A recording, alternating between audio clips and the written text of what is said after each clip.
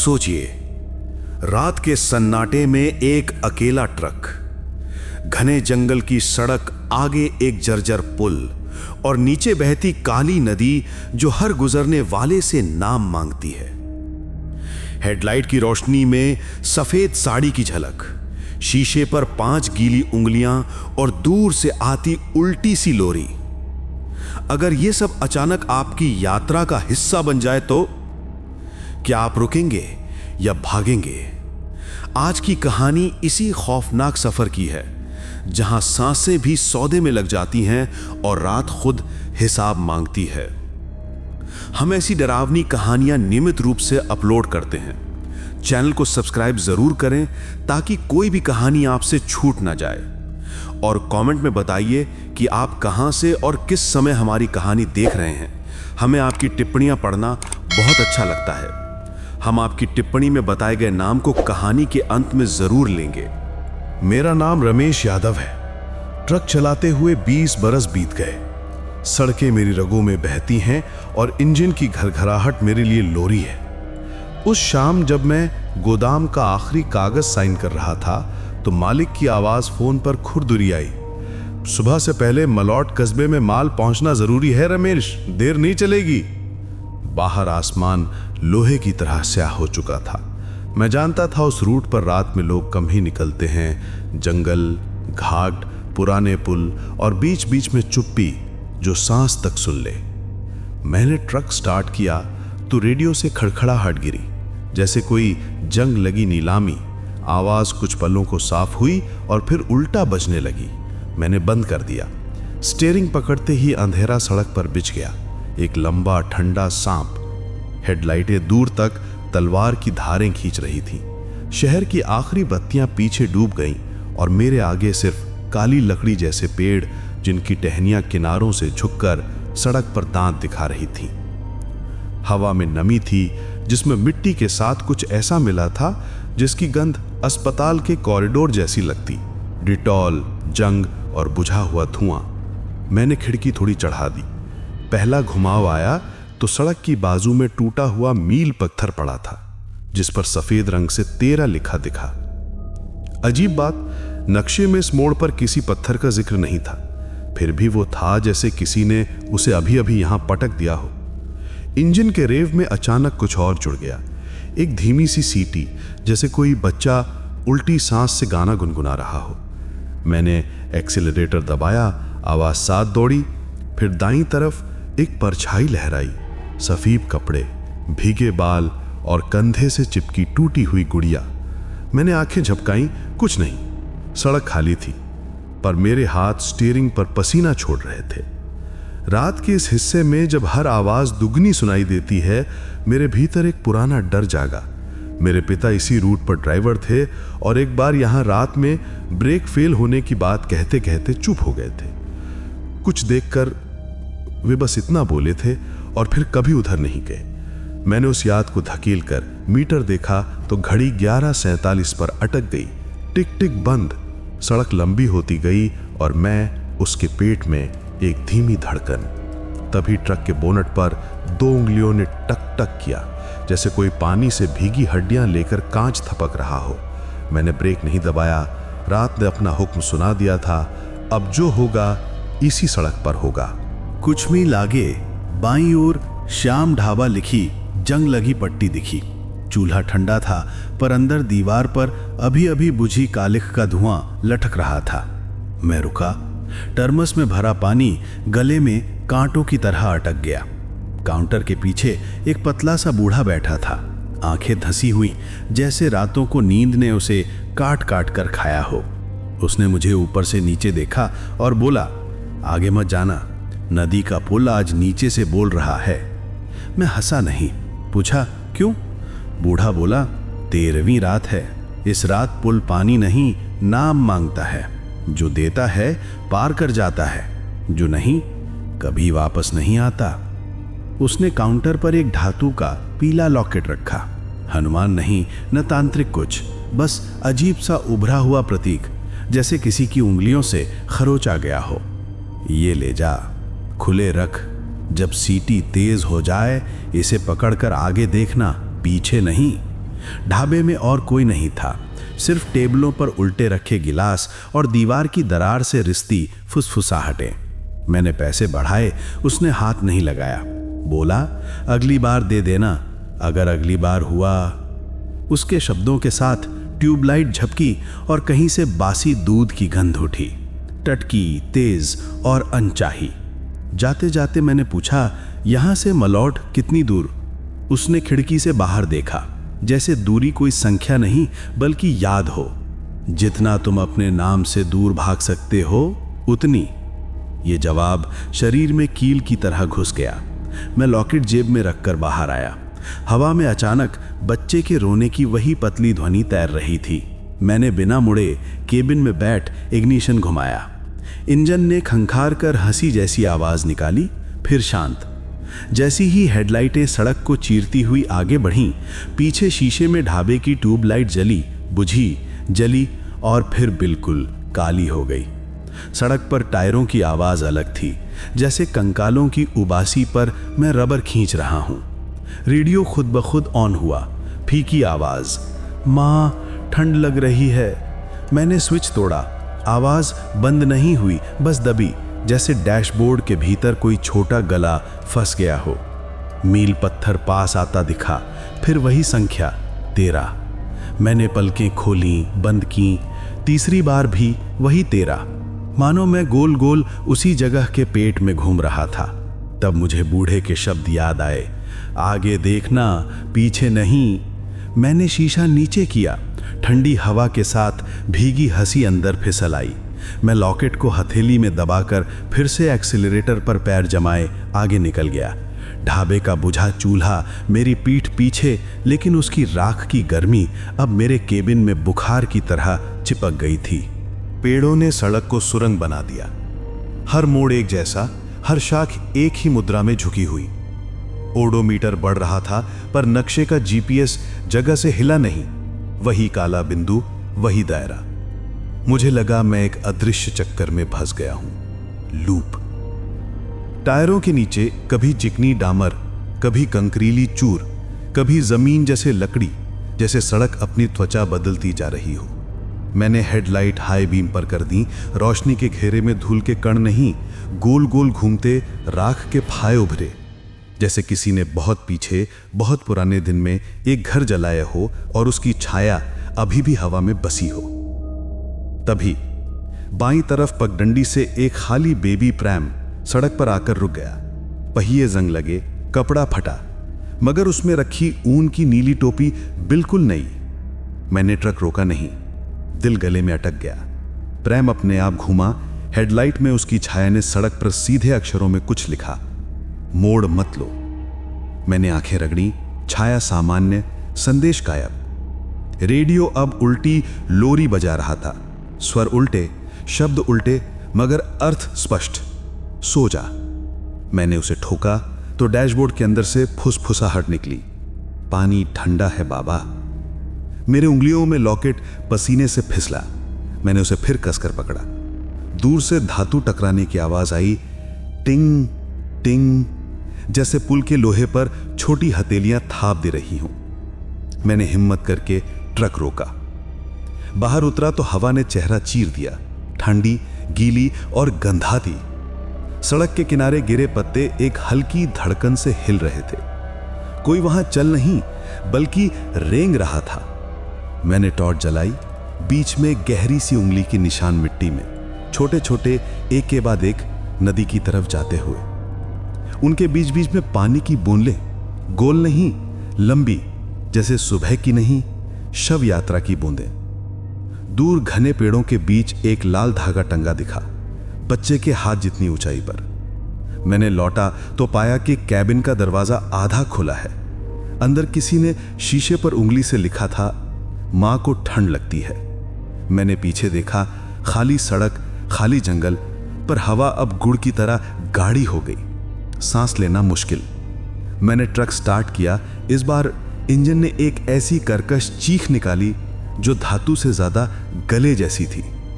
मैं आगे निकल गया और लूप ने जैसे एक पल के लिए पकड़ ढीली की। जीपीएस का बिंदु खिसका थोड़ा, फिर रुक गया। मैंने तय कर लिया, अगला मोड़ चाहे जो कहे, मुझे पुल पार करना ही होगा।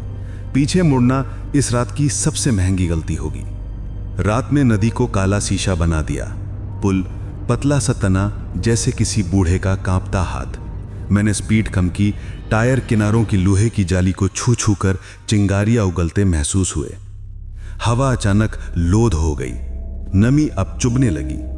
नीचे से जैसे किसी ने लंबी बाहरी सांस खींची और पुल की प्लेटें हल्की सी धुक-धकी। हेडलाइट की रोशनी पानी पर लंबी पट्टियां खींच रही थीं। उन पट्टियों के बीच में सफेद कुछ तैरता दिखा, जैसे कपड़ा, जैसे चेहरा, जैसे रात। जैसे ही ट्रक पुल के बीच में पहुंचा, रेडियो बिना बिजली के पूर्ण वॉल्यूम पर चिल्लाया, रुको। मैंने ब्रेक नहीं दबाए। सामने रोशनी में एक महिला खड़ी थी। कद औसत, बाल कंधों से नीचे भीगे हुए, कपड़े चिपके, चेहरे पर कोई भाव नहीं। उसके दाईं तरफ छोटा बच्चा, नंगा पांव, गीले निशान छोड़ता। उसने मेरी तरफ हाथ उठाया, उंगलियां करारी और नीली। मैंने लॉकेट उठाया, वो उबलते लोहे जैसा गर्म हो गया। उसी ताप में उनकी छवियां थोड़ी धुंधली हुईं, जैसे पानी पर बने साबुन के बुलबुले। और तभी पुल नीचे से हंसा, एक घनी लहरदार हंसी जो लोहे की रगड़ से बनी हो। बच्चे की आंखें अचानक सफेद हो गईं। कोई पुतली नहीं, कोई काली बिंदी नहीं। उसने शीशे पर 5 गीली उंगलियां रखीं, ठप ठप ठप, और उन उंगलियों के निशान में छोटे छोटे मछली के कांटे अटके दिखे। मैंने इग्निशन घुमाया, इंजन मरा पड़ा था। महिला ने धीरे से गर्दन मोड़ी, जैसे वो पहले से किसी और दिशा में देख रही हो और अब मेरे अंदर देख रही हो। उसके होंठों से घसीटे हुए शब्द निकले, नाम दो। बूढ़े की बात याद आई। पुल नाम मांगता है। मैंने दांत भींचे और फुसफुसाया, जो चाहिए ले ले। पर मेरी आवाज कांपकर गले में टूट गई। तभी ट्रक के फर्श के नीचे से छपाक की चीखी ध्वनि आई, जैसे किसी ने गोल गोल कुंड में पत्थर फेंका हो, और कैबिन में नदी की बू चारों तरफ फैल गई। मैं एक पल के लिए जड़ हो गया। फिर अचानक लॉकेट की धारण सुलगती हुई मेरी हथेली में तेज हुई, जैसे किसी ने उसके अंदर छोटी सी आग जलाई हो। उस जलन के साथ ही सेल्फ ने चिंगारी पकड़ी, इंजन गरजा और ट्रक आगे लपका। महिला की आकृति धुंध बनकर टूट गई, पर बच्चे की उंगलियां शीशे पर जमी रहीं, 5 चोट के निशान सदा के लिए। पुल के बाद सड़क गिरती चढ़ती थी, सांप की पीठ जैसी। रेडियो चुप, फोन नो सर्विस। लेकिन चुप्पी कभी चुप नहीं होती। वो अपने भीतर बहुत कुछ गा रही थी। हवा में एक जल गान धीमे धीमे बज रहा था। एक स्त्री की आवाज दूर से आती, ऊपर उठती, नीचे गिरती, बीच में गरगराती, जैसे गला पानी से भरा हो। मैं सुनता रहा। उसने शब्द चुने, आ जा ठंड है। हेडलाइट के किनारों पर पेड़ों के तनों में छोटे छोटे धागे बंधे थे, लाल, पीले, काले। किसी ने मन्नतें मांगी थीं, पर हर धागे के नीचे नाखून जैसे निशान थे। 3-3 खरोंचें। मुझे समझ नहीं आया, यहां किसने 3 खरोंचें खींची? इंसान ने, जानवर ने, या वही जो जल गान गा रहा था? मैंने केबिन का लाइट ऑन की। सीट के नीचे कुछ गीला था। मैंने हाथ लगाया, पानी। लेकिन वो सामान्य पानी नहीं, कलाई पर ठंडक चढ़कर बाजू में घुस गई, सीधी हृदय की धमनियों तक। मैंने झटके से हाथ खींचा। हथेली पर छोटे छोटे कांटे चुभे थे, जैसे नदी अपने टुकड़े साथ लाती हो। तभी केबिन के बाहर शीशे पर एक लकीर उभरी, पानी की नहीं, नमक की, सफेद, मोटी, टेढ़ी। उसने अपना खुद का रास्ता बनाया और धीरे धीरे मेरे नाम के पहले अक्षर की शक्ल लेने लगी। र, अधूरा, कांपता, पर पहचान योग्य। मेरी रीढ़ में बर्फ घुसी। मैंने लॉकेट को गले में डाल लिया। धातु त्वचा से लगते ही दहकी। सामने सड़क का मोड़ फिसला और मैं एक छोटी सी घाटी में चला आया। नीचे से नदी की भाप उठती, ऊपर आकाश इतना नीचे कि हाथ बढ़ाओ तो घुटनों की तरह सख्त लगे। सड़क पर अचानक नंगे पांव के निशान उभरे, छोटे छोटे, गीले, और वो ट्रक के सामने भी पर घुल गए, जैसे मैंने उन्हें कुचल दिया।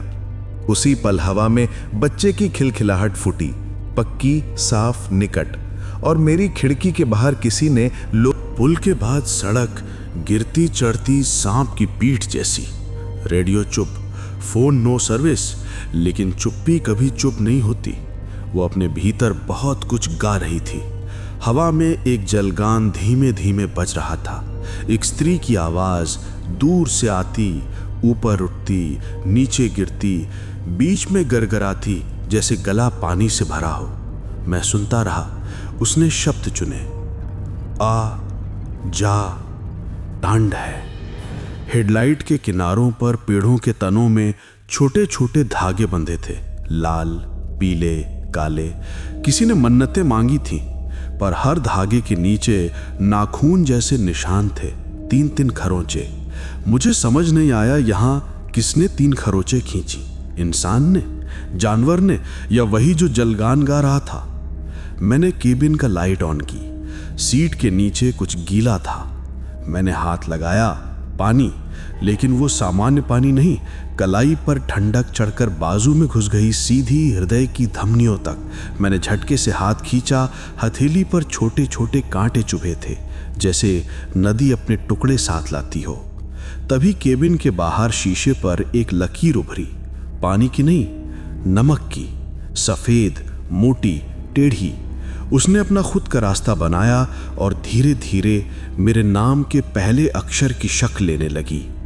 र, अधूरा, कांपता, पर पहचान योग्य। मेरी रीढ़ में बर्फ घुसी। मैंने लॉकेट को गले में डाल लिया। धातु त्वचा से लगते ही दहकी। सामने सड़क का मोड़ फिसला और मैं एक छोटी सी घाटी में चला आया।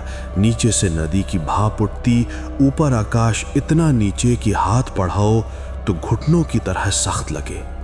सड़क पर अचानक नंगे पांव के निशान उभरे, छोटे छोटे, गीले, और वे ट्रक के सामने भीतर घुल गए, जैसे मैंने उन्हें कुचल दिया। उसी पल हवा में बच्चे की खिलखिलाहट फूटी, पक्की, साफ, निकट, और मेरी खिड़की के बाहर किसी ने लोरी गाई, बिल्कुल ठीक सुर में, पर बिना सांस लिए, बिना विराम। मैंने सिर घुमाया तो खिड़की के पार आंखें थीं, पहले काली, फिर सफेद, और उनमें पानी तैर रहा था। मैंने ब्रेक नहीं दबाए, मैंने नाम नहीं पुकारा, मैंने बस पैडल गाड़ दिए और नदी पार की सड़क पर अपने डर का पेट फाड़ते हुए आगे निकल गया।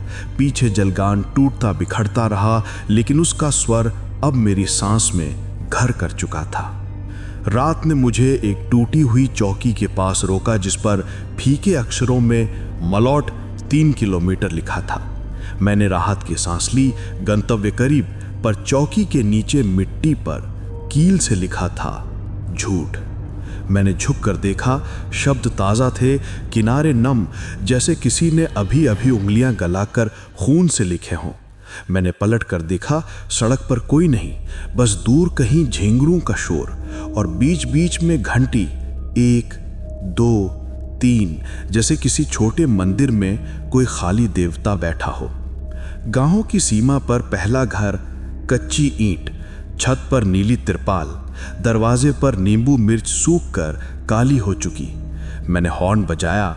दूर से एक कुत्ते की वाव वाव आई। पास आते आते वो आवाज मानवी हो गई, जैसे कोई गला नकल कर रहा हो। मैंने हॉर्न बंद किया, आवाज भी बंद। तब किसी ने ट्रक के पीछे डाला पर 3 खटखट की, टॉक टॉक टॉक, वही पैटर्न, वही सांकेतिक भय। मैंने हिम्मत करके केबिन से उतरना चाहा, पर पैर जमीन पर रखे बिना ही गीले हो गए। नीचे देखा, पानी की एक पतली चादर सड़क पर बह रही थी, बिना किसी स्रोत के, जैसे रात खुद पसीना छोड़ रही हो। उस चादर पर छोटे छोटे कागज के नाव तैर रहे थे, हर नाव पर गोले में एक नाम लिखा।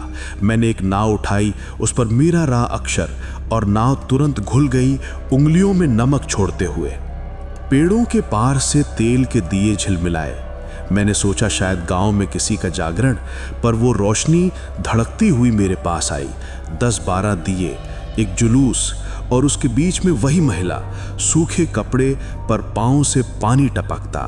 उसके साथ बच्चा। अब उसकी आंखें काली थीं, पर उनकी काली में चांदी की चमक तैर रही थी। उन्होंने कुछ नहीं कहा, बस घंटी बजती रही, 3-3 के समूह में। मैं ट्रक में घुसा, दरवाज़ा अंदर से लॉक किया। हेडलाइटें दियों की लौ से भिड़ी, धुएं में आकृतियां उभरी, डूबते हाथ, उल्टी हथेलियां, कलाई में टूटी चूड़ियां। तभी केबिन की छत पर भारी आवाज़ पड़ी, जैसे कोई गीला बोरा पटका गया हो। छत झुकी, सीलन ने अंदर की गंध को कब्र की तरह कर दिया। मैंने स्टार्ट किया, इंजन ने दूध उबलने जैसी आवाज़ें दी और चल पड़ा। जुलूस पीछे पीछे चला। दियों की लौ हेडलाइट्स की चमक में काली पड़ती, फिर जगती। गांव की पहली गली पर वे बिना आवाज़ के बाएं मुड़े और हवा में उनके दियों की कालिक से एक शब्द बन गया, रुक। पर मैं नहीं रुका। मुझे अब सिर्फ सुबह चाहिए थी। गांव के पुराने गोदाम के सामने आकर ट्रक रुक गया। लोहे का शटर भीतर से दांत पीस रहा था, जैसे जंजीरों में बंद कोई जानवर। मैं नीचे उतरा। थोड़ी सी खुली हवा भी अब कीचड़ जैसी गाढ़ी लग रही थी। शटर पर हाथ रखा, ठंड ऐसी कि हथेली नीली पड़ जाए। मैंने टॉर्च की रोशनी में ताला देखा, खुला। किसी ने भीतर से कुंडी चढ़ा रखी थी, पर ताला सिर्फ दिखावे का। मैंने हल्के से धक्का दिया, शटर कर्र से उठा। अंदर अंधेरा, जीवित सहेला। गोदाम में बोरे रखे थे, गेहूं, चावल और कुछ निरा गंध, जैसे भीगा कपड़ा कई दिनों तक धूप न देखा हो। मैंने रजिस्टर ढूंढा, टेबल पर पड़ा, पन्ने भीगे से। पहला पन्ना खुला, उस पर नाम रमा, नीचे राहुल, उनके आगे लाल स्याही में लिखा पार। तारीख नहीं, समय नहीं। रजिस्टर के किनारों पर उंगलियों के सफेद निशान थे। नमक ने कागज को खुरदुरा कर दिया था। पीछे से कदमों की रगड़ आई। मैंने टॉर्च घुमाई। गाड़ी ढोने वाली ट्रॉली अपने आप सरकी। उस पर पानी का पोखर घूमता हुआ। पोखर के बीच में एक नीली टोपी, वही जो मैंने प्रेम में देखी थी। यहां कैसे? मैंने पीछे दौड़ती हवा महसूस की, जैसे कोई अदृश्य बच्चा मेरे पास से हंसता हुआ निकल गया हो। दीवार पर लटका एक दर्पण हल्का सा हिला, उसमें मेरी परछाई नहीं, पुल दिखा। उस पर खड़ा मैं और मेरे कंधे पर किसी का हाथ। मैंने मुट्ठी भींची, लॉकेट त्वचा में धंस गया। अचानक बाहर से शटर पर 3 खटखट, टॉक टॉक टॉक। फिर भीतर के दीवार पर बोरे थोड़ा थोड़ा लुढ़के, उनके पीछे से कांच की बोतलें, पुरानी अलाव की कालिख लगी और उनमें पानी। हर बोतल में एक नाम लाल धागे से बांधकर। मैंने पढ़े रमा, राहुल, नीलू, फरीदा और फिर मेरा नाम अधूरा, र। मैंने बोतल उठाई, अंदर का पानी ठंडे घाव जैसा। बोतल के कांच पर धुंध जमी और उसमें मेरे नाम का दूसरा अक्षर खुद ब खुद लिख गया, र म।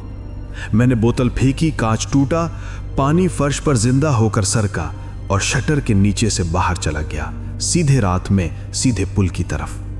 मैंने बोरे वापस खड़े किए, रजिस्टर बंद किया, शटर गिराया, ताला असली किया और ट्रक की ओर भागा। पीछे गोदाम के भीतर किसी ने लोरी छेड़ी। अब वो ठीक सुर में नहीं थी, किसी दांत के दरकने जैसी, फटी फटी और बीच बीच में खांसी, गीली भारी नदी जैसी। मुझे समझ आ गया, ये गोदाम भंडार नहीं, नाव घर है, जहां नाम बोतलों में भर कर रखे जाते हैं और सही रात में सही पुल पर उनसे उधारी वसूली जाती है। मैं कैबिन में लौटा। सीट पर नीली टोपी रखी थी। भेजी किसने? मैंने खिड़की से बाहर झांका। गली खाली, लेकिन धुएं की एक पतली रेखा हवा में लिख रही थी, नाम दे। लॉकेट बहुत गर्म हो गया था। मैंने उसे हथेली में लिया। उसकी उभरी आकृति मेरी त्वचा में मोहर बनने लगी। अचानक आंखों के आगे पानी छा गया, पर मैं रो नहीं रहा था, जैसे मेरी आंखों से नदी भीतर घुसाई हो। तभी डैशबोर्ड की red gas light on, tank full, फिर भी अलार्म, फिर सीट बेल्ट का बीप, बिना सीट के। मैंने इग्निशन घुमाया, इंजन खामोश। सामने विंडशील्ड पर बूंद टपकी, फिर 5, फिर शब्द बने, सौदा। मैंने सिर झुकाया, फुसफुसाया, क्या चाहिए? हवा ने 3 खटखट किए। Driver door, passenger door, cabin की छत। टॉक टॉक टॉक, फिर लोरी, धीमी, गहरी, और एक वाक्य जैसे किसी छोटी मां ने कहा हो, नाम बोल दे, नदी को सांसें चाहिए। मैं समझ गया, पुल पार करते समय जो नाम चाहिए था वो अब भी बकाया है, और बकाया नदी सांसों में वसूलती है। हर सांस एक नाम, बूढ़े का लॉकेट मेरी उंगलियों में धधकता रहा। मैंने आंखें बंद की। पिता का चेहरा उभरा, उस रात का डर, उनका रुका हुआ वाक्य, कुछ देखकर बस, और उनके बाद मेरा ड्राइविंग शुरू होना, घर का बोझ, सब एक साथ घुटता हुआ। मैंने तय किया अगर किसी का नाम देना पड़ेगा तो मेरा। मैंने सीधे शीशे की ओर देखा और बोला, ले रमेश।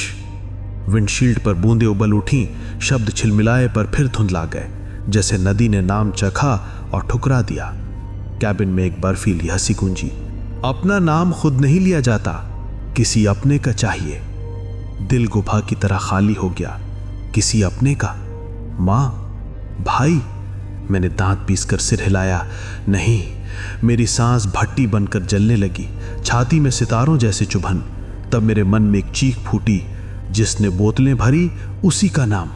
गोदाम, रजिस्टर, बोतलें, किसने लिखा? दर्पण में पुल, कंधे पर हाथ, वही। मैंने शीशे पर उंगली से लिखा, जो लेख लिखता है उसका नाम ले लो। हवा एक पल रुकी, फिर कानों में किसी ने फुसफुसाया, ठीक। इंजन ने सांस ली, लंबी, भारी। मैंने गियर डाला। बाहर गली के सिरहाने दियों का जुलूस फर जागा, मगर इस बार लौ नीली और उनके बीच से नदी की भाप उठी। मैंने एक्सेलरेटर दबाया। टायरों ने कच्ची मिट्टी में चांदी सी लकीर खींच दी, सीधे गांव से बाहर, सीधे पुल की तरफ, जहां फैसला होना था। रात की नमी अब बुखार बन चुकी थी। मेरा माथा जल रहा था। पुल दूर से कांपता दिखा, जैसे हवा नहीं, भीतर से किसी ने उसे हिला रखा हो। हेडलाइटें उसके लोहे पर पड़ी, जंग ने चमक को खाया और बदले में भूखा रंग लौटाया। पुल की पहली प्लेट पर चढ़ते ही फर्श ने मेरे ट्रक के नीचे सांस ली, एक लंबा डूबता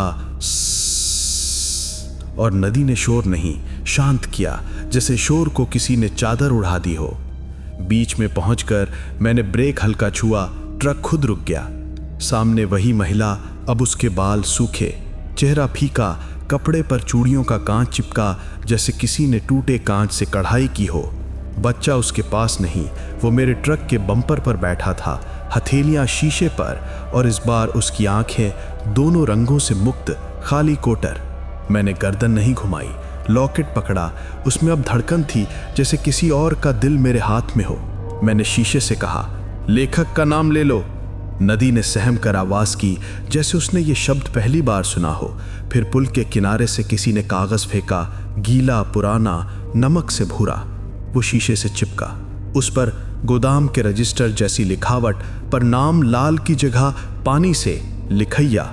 एक सामान्य नाम नहीं, एक पद, जो बोतलों में नाम लिखे, जो नदी के अकाउंट रखे। मैंने पुकारा, लिखैया। पुल ने आह भरी। महिला का चेहरा दरक गया, जैसे कागज भीग कर फट जाता है। बच्चे की उंगलियां फिसल कर नीचे आईं और उसके खाली कोटर में पहली बार पानी भर गया। हवा में कीचड़ की गंध फैली, भाप ने मेरी आंखें जलाईं, पर मैं पीछे नहीं हटा। मैंने दूसरी बार पुकारा, लिखैया। नदी ने इस बार उत्तर दिया, दीर्घ घंटी, और पुल की प्लेटों पर कदमों की आवाज आई, धीरे धीरे, जैसे कोई बहुत पुराना बही खाता उठाकर आ रहा हो। मेरे शीशे पर काला साया उभरा, चेहरा नहीं, सिर्फ अक्षर, जाल जैसे, कीचड़ जैसे। उसने खुरच कर लिखा, बोले का नाम। मैंने कांपते हुए कहा, जो तूने खुद लिखा। हवा ने रजिस्टर पलटा, बोतलें पंजों से खनकी, और एक क्षण के लिए मैंने उस साये में बूढ़े ढाबे वाले की छवि देखी। चिकनी मुस्कान, सूनी आंखें। मुझे झटका लगा, क्या वही? क्या लॉकेट उसी का कर्ज का? मैंने तीसरी बार पुकारा, लिखैया, अपना नाम दे। पुल के नीचे से पानी फूटा सीधा ऊपर, जैसे किसी ने बांध काट दिया हो। महिला धुआं बनी, बच्चा बूंद, और दोनों हवा में रिश्ता बनकर फैल गए। ट्रक हिला, मैंने स्टार्ट किया, इंजन एकदम जगा, और मैं पुल पार कर दूसरे किनारे उतर गया। पीछे देखा नहीं, बूढ़े ने कहा था, आगे देखना, पीछे नहीं। हेडलाइटें सूखे सड़क पर पड़ीं, और पहली बार रात में पलट कर नहीं देखा। पूर्व की तरफ हल्की नीलिमा उठी, सुबह की पहली नसें। गांव से बाहर समतल सड़क ने मेरे टायरों को शांत किया। रेडियो मर चुका था। फोन में एक लाइन जगमगाई, उस पर एक मैसेज, डिलीवरी रिसीव्ड। मैंने हैरानी से गोदाम की रसीद देखी। डैशबोर्ड पर पड़ी, गीली नहीं, सूखी, सील लगी। समय 3:13। मैंने घड़ी देखी, हाथ वाली, वो अब चल रही थी। सुई 3:13 पर। मेरी सांस ने लंबी आजादी ली, पर भीतर एक कोना खाली ही रहा, जैसे अकाउंट से बड़ा कर्ज अभी भी लंबित। सड़क के दाईं तरफ एक छोटा मंदिर आया, घंटी टंगी, नीचे लाल कपड़ा और एक टूटी बोतल, उसमें नमक, कांच और एक नीली टोपी। मैं रुका, टोपी उठाई, सूखी। मंदिर के पुजारी युवक, आंखों में नींद का गाढ़ा काजल, बोला, रात भारी थी? मैंने सिर्फ सिर हिलाया। उसने बोतल की ओर देखा। यहां लोग नावें छोड़कर जाते हैं बाबू, जो बच्चे नाव में पार नहीं हुए उनके लिए। पर कल रात किसी ने बोतलों का हिसाब उलट दिया। कौन था? मैंने कुछ नहीं कहा। उन्होंने मेरे गले का लॉकेट देखा, उसे हाथ लगाया, हल्का धुआं निकला और लॉकेट ठंडा हो गया। पुजारी धीमे से बोला, लिखैया गया। मैंने टोपी मंदिर की सीढ़ियों पर रख दी। हवा में राख उड़ रही थी, पर कहीं आग नहीं थी। मैंने आखिरी बार नदी की दिशा में देखा। आकाश फीका, पेड़ स्थिर, कोई आवाज नहीं, बस एक खाली सांस। मैं ट्रक में बैठा, इग्निशन घुमाया। इंजन अब मानवीय लग रहा था, जिसे सिर्फ मशीन। मैं सड़क पर निकला, पीछे देखे बिना। गांव से बाहर निकलते ही एक नया मील पत्थर नजर आया, सफेद चमकता।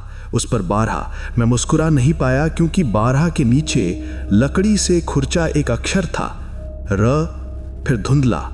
मैंने उसे अनदेखा किया। रेडियो खुद ब खुद ऑन हुआ।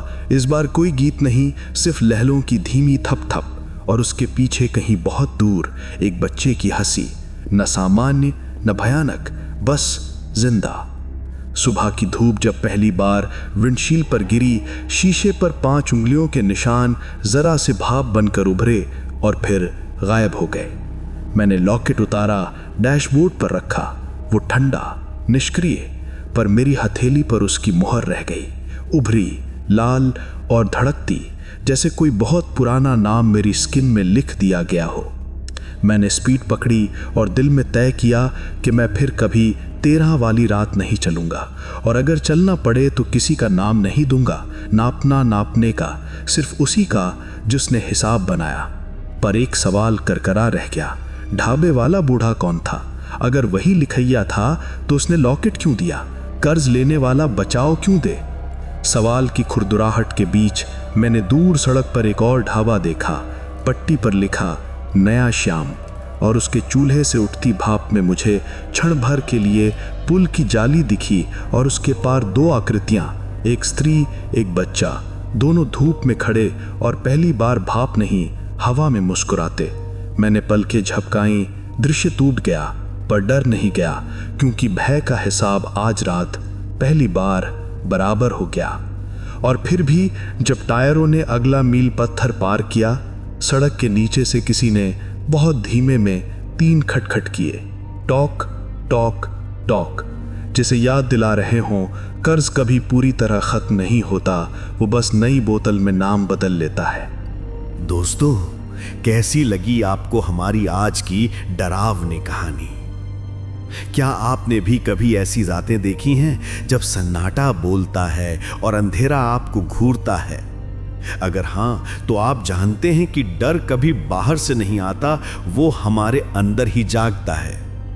अगर आपको ये कहानी पसंद आई हो तो वीडियो को लाइक कीजिए और चैनल को सब्सक्राइब करना न भूलिए, ताकि अगली सिहरन भरी कहानी सबसे पहले आप तक पहुंचे। कमेंट में जरूर बताइए कि आप कहां से और किस समय ये कहानी देख रहे हैं। हमें आपकी बातें पढ़ना बहुत अच्छा लगता है। और अगर आप अपना नाम कमेंट में लिखेंगे तो हम आपका नाम अपनी अगली कहानी के अंत में जरूर लेंगे। आज की कहानी के अंत में हम उन सब्सक्राइबर्स का धन्यवाद करना चाहते हैं जिन्होंने हमारे पिछली वीडियो पर कमेंट करके अपना प्यार दिखाया। हसन, रिजवान बेग, शशिकांत दास, निरुपमा और किशन राजपूत, आप सबका साथ ही हमारी सबसे बड़ी ताकत है। मिलते हैं अगली बार एक और रूह कंपा देने वाली कहानी के साथ। तब तक के लिए दरवाजा बंद रखिए, लाइट मंद रखिए, क्योंकि डर हमेशा वहीं छिपा होता है जहां हम उसे ढूंढते नहीं।